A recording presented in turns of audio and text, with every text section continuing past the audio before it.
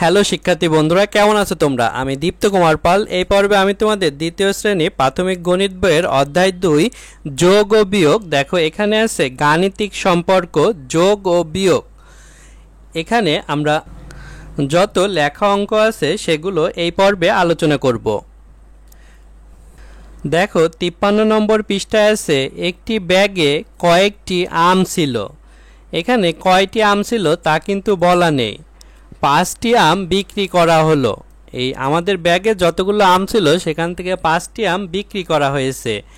এখন ব্যাগে 6টি আম আছে। প্রথমে ব্যাগে কয়টি আম ছিল? প্রথমের আম বের করতে বলছে।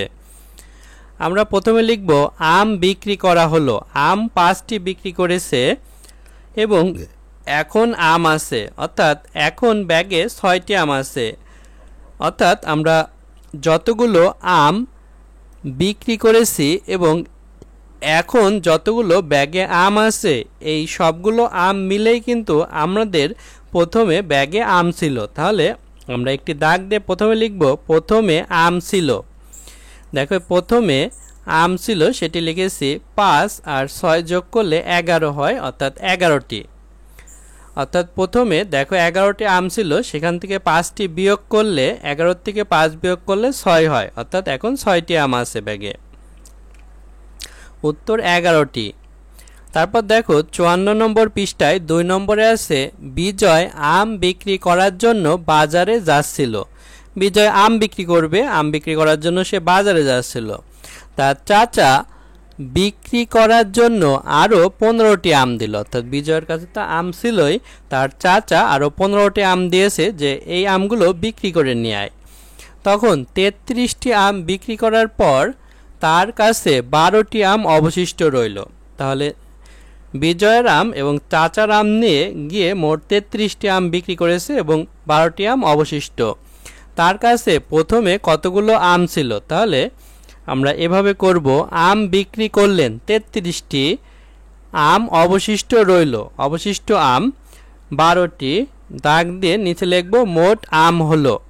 অর্থাৎ মোট আম হয়েছে কিন্তু এই 33টি বিক্রি করেছে এবং এখন 12টি আছে, এগুলো মিলে। তাহলে 3 আর 2 যোগ করলে হয় 5 এবং 3 আর 1 যোগ করলে হয় 4। তাহলে মোট আম হয়েছে 45টি। আমাদের বের করতে বলছিল তার কাছে প্রথমে কতগুলো আম ছিল। বন্ধুরা প্রথমে যতগুলো আম ছিল পরে কিন্তু আরও 15টি আম চাচা দিয়েছিল, সেই 15টি আম সহই এখানে আছে। তারপরে দেখো 2 নম্বর অঙ্কই আমরা লিখেছি মোট আম হলো 45টি। এই 45টি আমের ভিতর কিন্তু চাচার 15টি আম আছে। সেই চাচা বিক্রির জন্য দিলেন এই 15টি আম, আমরা বাদ দিয়ে দিলে আমরা প্রথমের আম পাবো। আমরা একটি দাগ দিয়ে নিচে লিখব প্রথমে আম ছিল। দেখো 5-এর থেকে 5 বিয়োগ করলে হয় 0 এবং 4-এর থেকে 1 বিয়োগ করলে হয় 3, অর্থাৎ 30টি। উত্তর 30টি। দেখো এখানে আছে পৃষ্ঠা 54, 3 নম্বরে আছে জলিল সাহেব বাজার থেকে 100টি লিচু ক্রয় করলেন। বাড়িতে এসে 25টি মেয়েকে আর 23টি ছেলেকে দিলেন। এখন তার কাছে কতটি লিচু থাকলো? অর্থাৎ তিনি লিচু কিনেছিলেন 100টি, এর ভিতর থেকে 25টি মেয়েকে এবং 23টি ছেলেকে দিয়েছেন। এগুলো বাদ দিলে বাকি লিচুগুলো তার কাছে থাকবে, অর্থাৎ জলিল সাহেবের কাছে। আমরা লিখব মেয়েকে লিচু দিলেন 25টি, ছেলেকে লিচু দিলেন। এই ছেলে এবং মেয়েকে লিচু দেওয়ার সংখ্যা যোগ করলে হবে মোট লিচু দিলেন 5 আর 3 যোগ করলে হয় 8 এবং 2 আর 2 যোগ করলে হয় 4, অর্থাৎ 48টি। এই 48টি লিচু এই 100টির থেকে বিয়োগ করতে হবে। আমরা লিখব লিচু ক্রয় করলেন। দেখো জলিল সাহেব লিচু ক্রয় করেছিলেন 100টি আর লিচু দিলেন, অর্থাৎ মোট লিচু দিলেন ছেলে এবং মেয়েকে 48টি। তাহলে একটি দাগ দিয়ে নিচে লিখব এখন লিচু থাকলো। 0তে 8 বিয়োগ করতে হবে, 0 যেহেতু ছোট তাই 0কে 10 ধরতে হবে। 10-এর থেকে 8 বিয়োগ করলে 2 হয়, হাতে 1 থাকে, 4 আর 1-এ 5, 10-এর থেকে 5 বিয়োগ করলে 5 হয়, তাহলে 52টি এবং হাতের 1 এই 1-এর সাথে বিয়োগ করলে 0 হয়, যে 0 আমরা লিখব না। উত্তর 52টি লিচু। দেখো 4 নম্বরে আছে কোনো বাক্সে 25টি চকলেট ছিল। এর থেকে কয়েকটি চকলেট মিতুকে দেয়া হলো, অর্থাৎ মিতুকে কয়টি চকলেট দিয়েছে এটি কিন্তু বলা নেই। বাক্সে 17টি চকলেট থাকলো, অর্থাৎ আমাদের বাক্সে মোট 25টি চকলেট ছিল, সেখান থেকে মিতুকে চকলেট দেওয়ার পর 17টি চকলেট থাকে।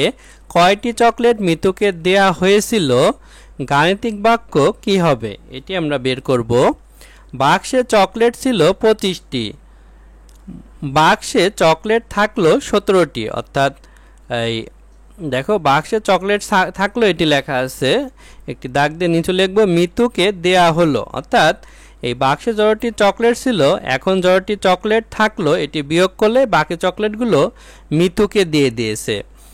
তাহলে এখানে আমরা 5 থেকে 7 বিয়োগ করব, 5 যেহেতু ছোট সংখ্যা তাই আমরা 15 থেকে 7 বিয়োগ করব। দেখো আমরা 7-এর পর গুনি 8, 9, 10, 11, 12, 13, 14, 15, 8 হয়। তাহলে 15 থেকে 7 বিয়োগ করলে 8 হয়, হাতে 1 থাকে সে 1-এর সাথে যোগ করলে 2 হয়, 2-এর থেকে 2 বিয়োগ করলে 0 হয়, 8টি। তাহলে উত্তর 8টি চকলেট মিতুকে দেয়া হয়েছিল। বন্ধুরা আজ আমাদের ভিডিও এ পর্যন্তই, পরের ভিডিওতে আমরা পরবর্তী অঙ্কগুলো আলোচনা করব। ভালো থেকো তোমরা।